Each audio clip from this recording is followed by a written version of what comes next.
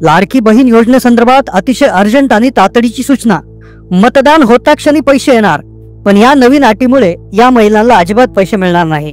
प्रत्येक जिल्ह्यामध्ये लाखो महिला अशा असणार आहेत की या अटीमुळे त्यांना 6वा आणि 7वा हप्ता मिळणार नाही। हप्त्याला वाटप सुरुवात होणार, मतदान होता क्षणी आचारसंहिता संपणार आणि लगेच पैशाचं वाटप अर्जंट तातडीने सुरुवात होणार। पण त्यातच ही जी अट आहे त्यामुळे या महिलांना अजिबात पैसे मिळणार नाही। पैसे वाटपाला लगेच सुरुवात होणार आहे, पण आता अर्जांची पडताळणी होणार आहे। डिसेंबर-जानेवारीच्या हप्त्याची सुरुवात होताच क्षणी महिलांच्या अर्जाची पुनर्तपासणी केली जाणार आहे।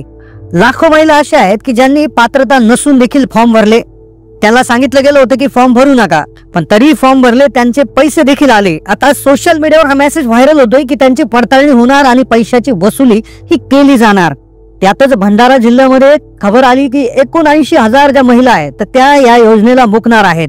प्रत्येक जिल्ह्यामध्ये अशा महिला आहेत, लाखो महिला आहेत की ज्या आता या लाभाला मुकणार आहेत। डिसेंबर-जानेवारीचा हप्ता त्यांना मिळणार नाही, जो लगेच त्या ठिकाणी मिळणार आहे। आचारसंहिता संपणार आहे, मतदान आज होत आहे, आता लगेच आचारसंहिता संपली की लगेच पैसे होणार। तर काय नियम आहे, काय अटी आहेत, 2 ते 3 अतिशय अत्यंत अर्जंट सूचना आलेल्या आहेत, ज्या सूचना जाणून घेऊन तुम्हाला अत्यंत तातडीने हे काम करायचं आहे, कारण की पैसे आता यायला सुरुवात होत आहे, पैसे येणारच आहेत। सोबतच बँक खात्याच्या संदर्भात देखील एक अतिशय अर्जंट सूचना आलेली आहे। हे खाते आता चालणार नाही। कोणते खाते चालतील आम्हाला कमेंट म्हणून विचारलं जात आहे। पोस्ट चालेल का, स्टेट बँक चालेल का, बँक ऑफ इंडिया चालेल का, प्रश्न विचारले जात आहे, तेही क्लिअर होईल। कोणती कागदपत्र तयार ठेवायची आहेत, पडताळणी होणार आहे का, या महिलांना अजिबात पैसे मिळणार नाही। तर काय असे संपूर्ण डिटेल अपडेट घेऊ, कारण की आता पैसे येणार आहे। हा जर व्हिडिओ पूर्णपणे तुम्ही जर पाहिला नाही, व्हिडिओ मध्येच बंद केला, तर कदाचित 6वा आणि 7व्या हप्त्याविषयी तुम्हाला प्रॉब्लेम येऊ शकतो। 6वा 7वा हप्ता येण्यामध्ये अडचण येऊ शकते। 6व्या 7व्या हप्त्यासाठीचा अत्यंत महत्त्वाचा हा व्हिडिओ आहे, त्यामुळे कृपया व्हिडिओ शेवटपर्यंत पाहत राहा। जास्तीत जास्त लोकांना शेअर करायला विसरू नका। चला तर सुरू करूया अतिशय महत्त्वाच्या आणि अर्जंट सूचनेसाठी। महिलांनो, लाडकी बहीण योजनेचे नियम मोडून जर तुम्ही पैसे घेतले असतील तर आता अर्जाची तपासणी आणि होणार वसुली। TV9चा हा रिपोर्ट पहा। TV9च्या रिपोर्टमध्ये सध्या सांगितलंय की विधानसभा निवडणुकीची आचारसंहिता आता संपुष्टात येणार। मतदान त्या ठिकाणी होत आहे, मतदान झालेलं आहे, आता अर्जंट मध्ये त्या ठिकाणी हे संपुष्टात येणार आहे।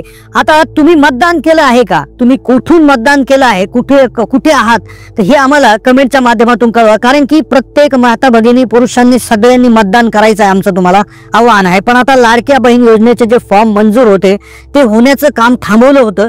अशातच लाडक्या बहीण योजनेच्या बोगस लाभार्थ्यांची पडताळणी होणार आहे, अशी जी सोशल मीडियावर चर्चा होत आहे।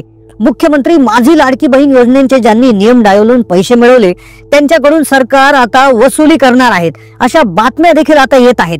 आता ही योजना आर्थिकदृष्ट्या गरीब महिलांसाठी सुरू झाली होती, मात्र अटी मोडून ज्या महिलांनी या योजनेचा लाभ घेतला असेल त्यांचे अर्ज कालांतराने तपासले जाणार, असं सध्या बोललं जात आहे।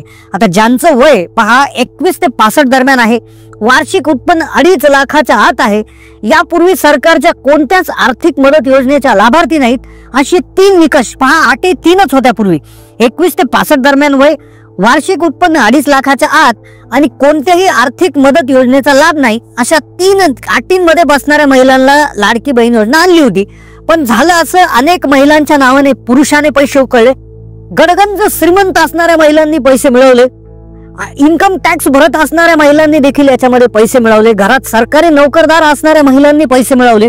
आता याची तपासणी होणार का, छाननी होणार का, पुन्हा फेर छाननीची गरज आहे का, तर याविषयी सत्ताधारी शिंदे गटाचे एक आमदार आहे, प्रवक्ते आहेत, तर त्यांनी याविषयी माहिती दिली। पण त्यातच भंडारा जिल्ह्यातून एक बातमी त्या ठिकाणी आली होती की ज्यामध्ये सांगण्यात आलं होतं की ज्या योजना होत्या पूर्वीच्या की राज्य सरकार राबवित होतं की ज्याच्यामध्ये 1500 रुपयांपेक्षा जास्त लाभ मिळत होता महिलांना, त्यामध्ये असे होतं की 3 योजना होत्या पहा।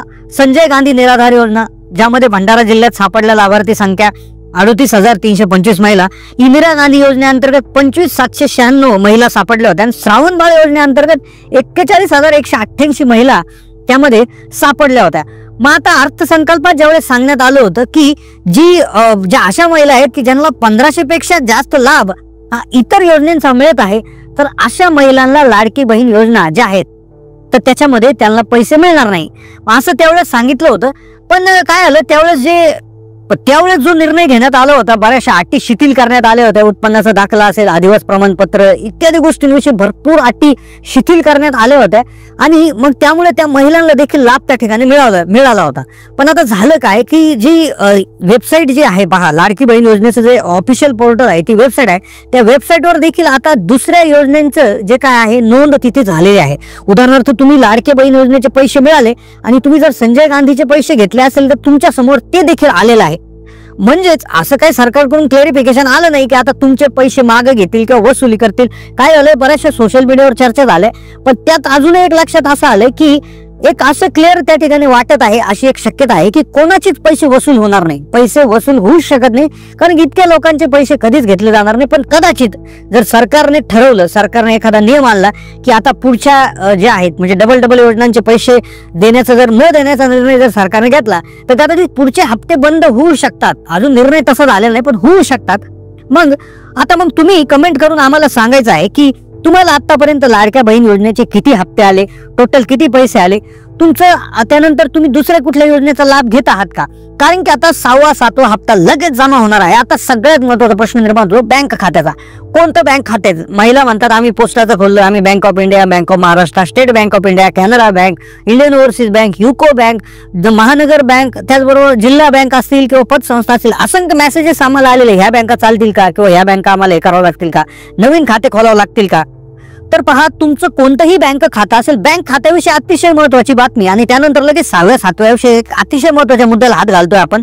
पहा, व्हिडिओ बंद करू नका, कारण बँक खातं पहा, बँक खातं जर व्यवस्थित नसेल तर पैसे येणार. कारण काय आले, बऱ्याचशा महिलांनी बँक खाते जोडले, त्यानंतर परत त्यांनी आधार लिंकिंग केलं, पैसे आले, काहींचे पैसे आले. आता सगळ्यात लक्षात घ्या की ज्या महिलांनी बँक खातं जोडलं होतं, आधार लिंकिंग केलं होतं आणि ज्यांना एक का होईना हप्ता आलेला आहे, सगळे हप्ते आले असतील तर आनंदाची बातमी, पण एक का होईना हप्ता जर याच्या आधी आला असेल त्या बँक खात्यामध्ये तर बिलकुल काळजी करू नका, तुमचं ते बँक खातं चालणार आहे. पण ज्या महिलांनी बँक खातं खोललं होतं, आधार लिंकिंग केलं होतं पण पैसे आले नाही, तर त्यांनी त्यांचं आधार सीडिंग स्टेटस चेक करून घ्या, डीबीटी स्टेटस चेक करून घ्या. कारण की अर्जंट आता बँकेमध्ये जाऊन तुम्हाला हे काम करायचं, आज बँकेला सुट्टी आहे पण उद्या परवा तुम्ही 1-2 दिवसामध्ये अर्जंट या गोष्टी करून घ्या. आणि बँक खात्यात तुमचं आधार ऍक्टिव्ह आहे की नाही, तुमचं डीबीटी एनेबल आहे की नाही, हे सगळं चेक करून घ्या. हे कसं चेक करायचं यासाठी पहा, उजव्या साईडला एक व्हिडिओचा आयकॉन येत आहे पहा, चित्र चौकोनी आलं असेल त्याच्यावर क्लिक करा, हाताचं जे चिन्ह दिसतंय या व्हिडिओवर क्लिक करून घ्या आणि कसं चेक करायचं ते एकदा पाहून घ्या. बँक खाते कोणते चालतील, कोणते चालणार नाही, सर्वस्व माहिती दिली आहे पहा, कोणते बँक खाते चालतील, कोणते नाही चालणार, आधार लिंकिंग कसं चेक करायचं मोबाईलवर 2 मिनिटाच्या आत, असा व्हिडिओ आहे पहा. उजव्या हाताचा व्हिडिओ लगेच क्लिक करा, पहा हाताचं बोट तुम्हाला इथे खाली हाताने दिसत आहे, त्या व्हिडिओ अर्जंट क्लिक करा, लगेच हा व्हिडिओ पहा, लगेच तुमचे सगळे बँक खात्याच्या विषयी डाऊट क्लिअर होतील. ही होती अतिशय महत्त्वपूर्ण माहिती. अशाच महत्त्वपूर्ण माहितीसाठी चॅनलला सबस्क्राईब करा. धन्यवाद.